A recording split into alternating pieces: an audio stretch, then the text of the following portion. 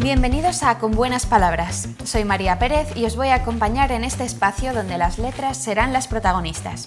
Aquí aprenderéis algunas nociones básicas para iniciaros en el mundo de la creación literaria. De la mano de profesores del grado de Lengua y Literatura Españolas de la Facultad de Filosofía y Letras, nos adentraremos en el universo de la narrativa, la lengua, la escritura y la literatura. Si quieres aprender a dar tus primeros pasos en el mundo de las letras, este es tu espacio. Anabel Martínez, licenciada y doctora en Filología Inglesa por la Universidad de Oviedo, es profesora titular en la Universidad de Navarra, donde imparte asignaturas de lengua, literatura y comunicación en lengua inglesa en la Facultad de Filosofía y Letras y en ISA, School of Applied Management de la Universidad de Navarra. Ha realizado 2 estancias postdoctorales de 1 año en el Center for Life Writing Research de King's College London, en Reino Unido, 2017 y 2019, donde afianzó su nueva línea de investigación sobre narrativas autobiográficas de carácter testimonial. De eso tratan sus últimos artículos y libros, en especial New Forms of Self-Narration, Young Women, Life Writing and Human Rights. Hoy nos acompaña en este espacio para hablar de la escritura autobiográfica y del proceso transformador de la escritura. Bienvenida, Anabel. Muchas gracias. Nos encanta tenerte aquí.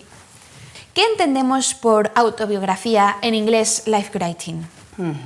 Pues gracias por la distinción. El origen de la palabra, como bien indica para aquellos que saben griego, ¿no? Pues autobiografía se trata de escritura, ¿no? Grafía, que es de la propia vida, auto-bio, ¿no? Sí. Pero esto es algo como muy canónico y que se ha quedado caduco ya, pues yo diría, a principios del siglo XX. Entonces, en inglés, los estudios que antes eran estudios de autobiografía llevan mucho tiempo refiriéndose al término como life writing o life narrative, que quiere decir todo tipo de escritura de vida. Entonces ya no está solo el yo, sino que el yo es un yo relacional que se construye junto con otros. Puede ser su familia, sus amigos, su entorno, y es mucho más amplio, ¿no? Y sobre todo el término life narrative pues es narrativa y no solo escritura, y el porqué de esto tiene mucho que ver con lo que pues se lleva ahora, ¿no? Que es discurso audiovisual, redes y tal, y ya no solo pues la típica autobiografía, que era un libro bastante gordo, que a la gente joven no le apetecía mucho acercarse. Esto es muy interesante lo que cuentas, que al final la autobiografía siempre la hemos conocido como algo escrito, un libro que tenemos en nuestra estantería, pero por lo que cuentas puede tener otros medios, incluso audiovisuales. ¿Nos podrías un poco ahondar en esta idea de, por ejemplo, el Instagram como autobiografía?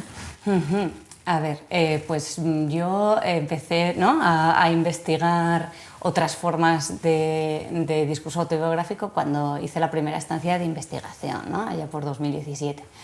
Y pues en King's College lo que hacían era analizar sobre todo discurso digital, ¿vale?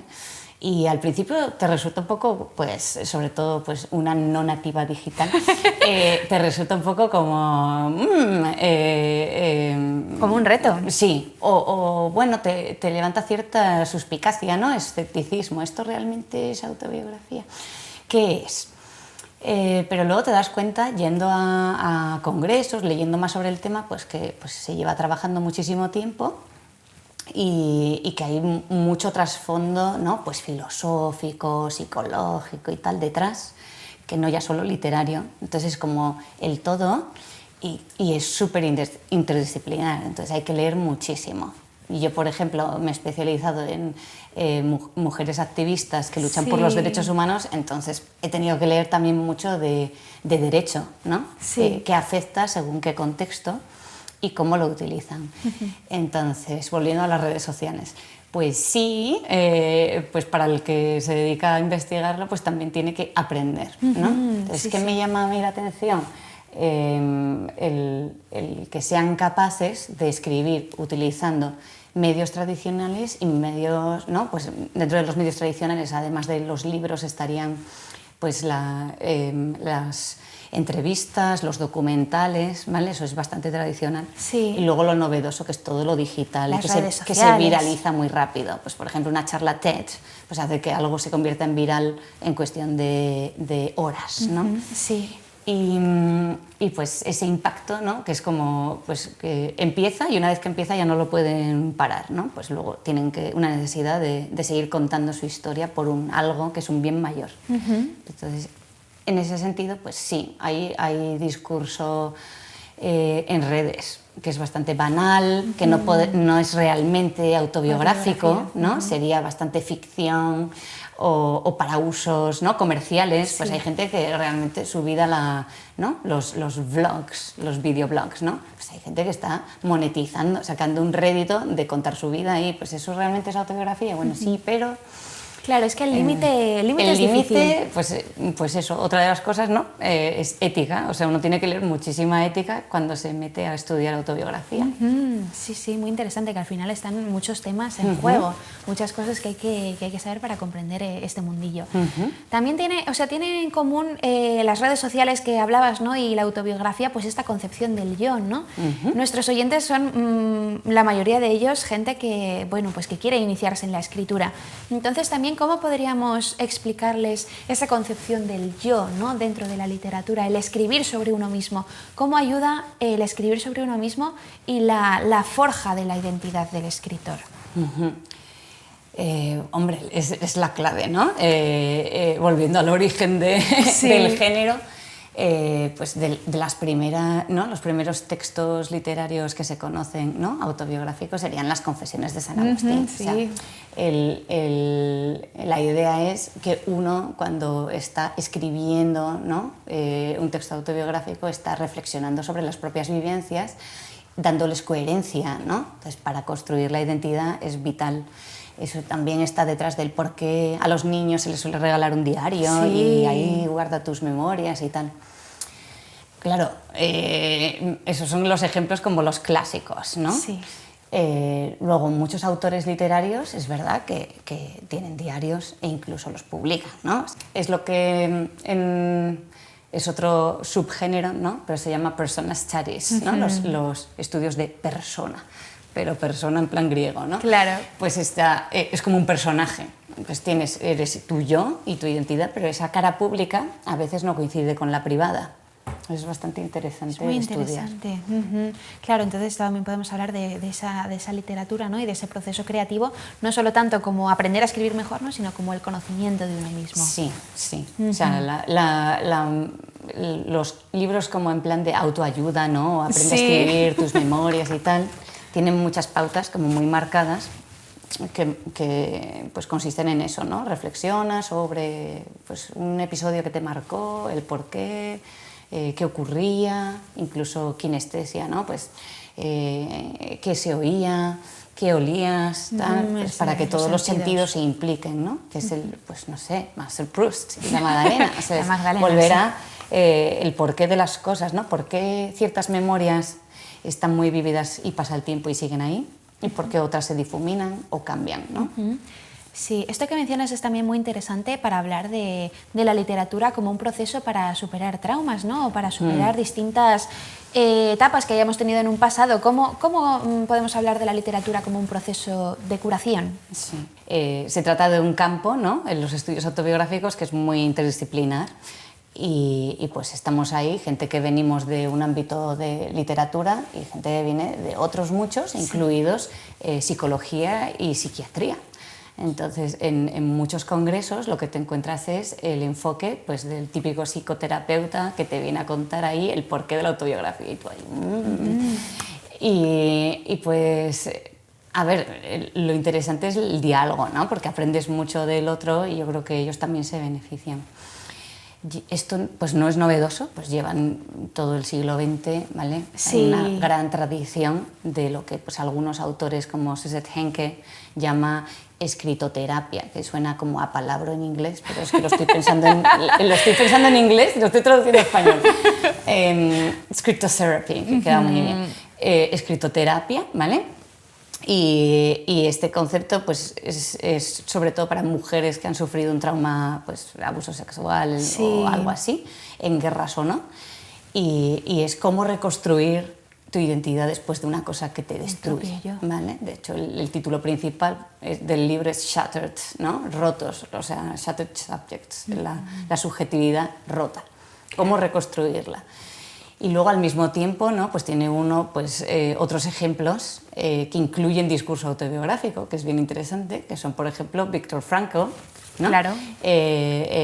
Pues el hombre en busca, ¿no? de sentido. En busca del sentido, y ahí en toda la parte primera, ¿no? Él explica lo que inventó, entre comillas, ¿no? Llamado logoterapia, que más o menos es lo mismo, es darle forma, dar palabras a lo que era innombrable e impensable, ¿no? Pues ese lidiar con tu pasado y traumas muy importantes, yo creo que a todos nos puede beneficiar, ¿no? Todos hemos tenido etapas duras, que es lo que decías. Sí, que conviene Igual revisar. no tienes un trauma, no fue un genocidio y no te abusaron, pero tienes otros pequeños traumas y saber, ¿no?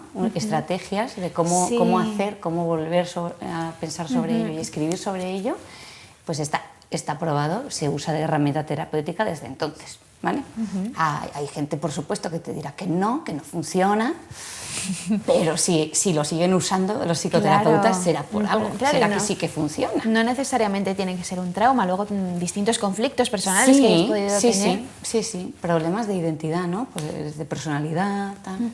Sí. Esto que mencionas también nos hace ver que la figura del escritor es muy polifacética a veces, ¿no? Con esto de la autobiografía vemos que se abarcan muchos frentes. Al final, con lo que decías, la psiquiatría, la psicología, la medicina incluso. Entonces también, ¿cómo podríamos contar a nuestros oyentes que el escritor tiene que tener esa apertura de miras hacia otras disciplinas para poder también tener esta riqueza? Sí, pues es un sí, ¿vale? Categórico, pero sigue costando. Yo creo que hemos avanzado, ¿vale? Pero es cierto que en España había mucha reticencia a aceptar que la autobiografía podía ser una disciplina de estudio, ¿vale? Se solía ver como pues, literatura barata o malilla o consumista, ¿vale?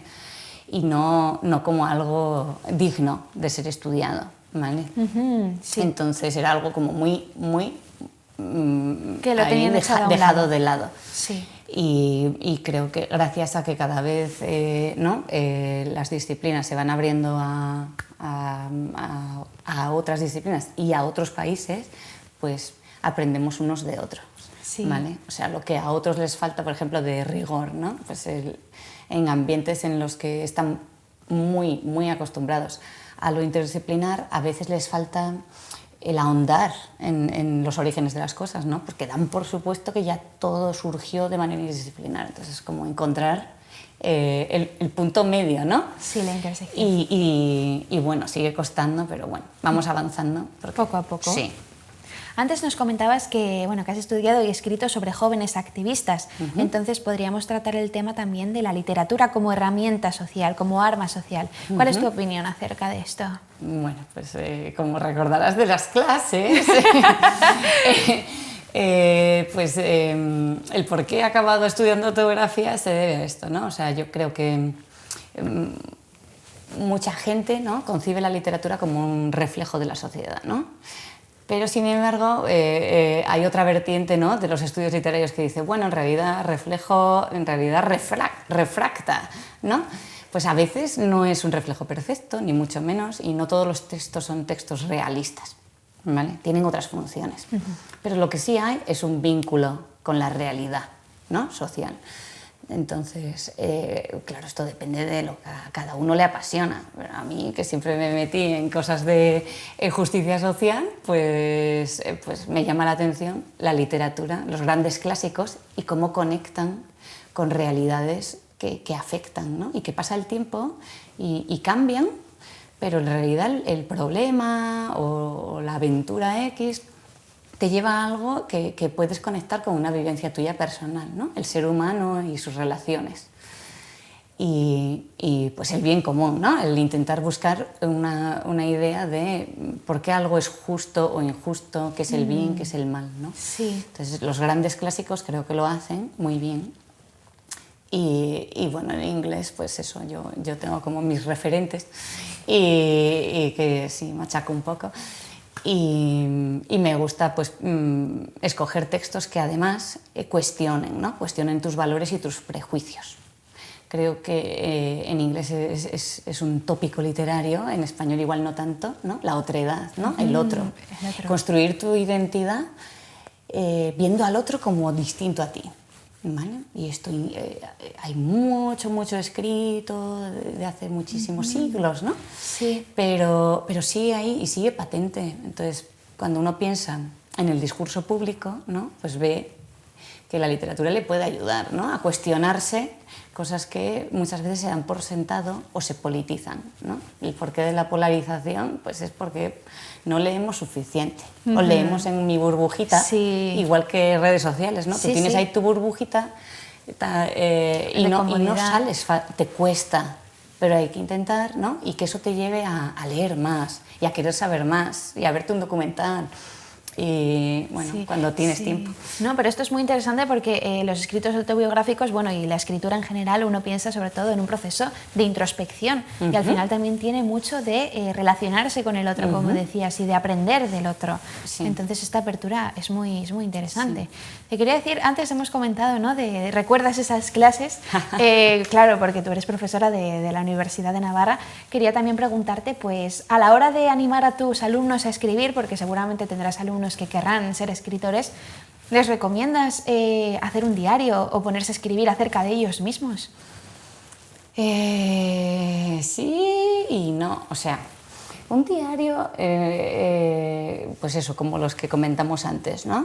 De todos los días, ¿no? Como escribir un rato. Pues esto depende de la persona, te dirá que funciona, que adelante, que hay que tener un método, escribir todos los días, tal. Yo no sé si soy un inconformista, yo diría que no. Hay días que uno está más inspirado, tal, y hay días que uno está que no.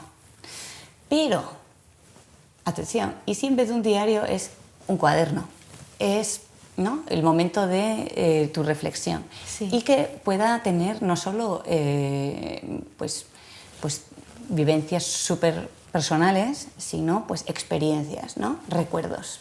Para buenamente el futuro ya veremos, ¿no? Volver sobre ellas. Entonces, esto para los que son nativos digitales. Hay muchas apps, ¿vale? Que te dejan recoger incluso con fotos, y luego volver sobre ellas, ¿vale? Es como un diario en proceso. Muy interesante. Es súper digital. Eso, pues tengo colegas que se les da genial, ¿no? Y que lo usan con los alumnos y tal. Yo, pues no soy tan... no se me da tan bien, lo admiro y en la medida de lo posible creo que es útil y fácil de implementar, ¿no? Pues se puede compaginar. O sea, yo soy de papel. Me encanta siempre que puedo llevar una mini libreta, pero en la libreta yo, pues eso, soy creativa, entonces no, mis pensamientos son muy pues caóticos, muy dispersos. Y un día a lo mejor pues es un poema o es un reflexión, o es un dibujo y a lo mejor un día pues no escribo nada, pero tomo fotos. Entonces, ¿qué sería lo ideal? Un día tener tiempo y recomponer todo eso, que es lo que en el libro pues llamo como el caleidoscopio. Pues son como pues, distintos momentos de tu vida y hasta que los juntas y le intentas dar coherencia, pues son momentos de tu vida. Pues a nuestros oyentes les podríamos animar a hacer este caleidoscopio en sus casas, ¿no? Y a tener como esos escritos biográficos, a reflexionar acerca de uno mismo. Muchas gracias, Anabel, por este tiempo que nos has compartido y nada, y a nuestros oyentes pues los esperamos en el próximo episodio.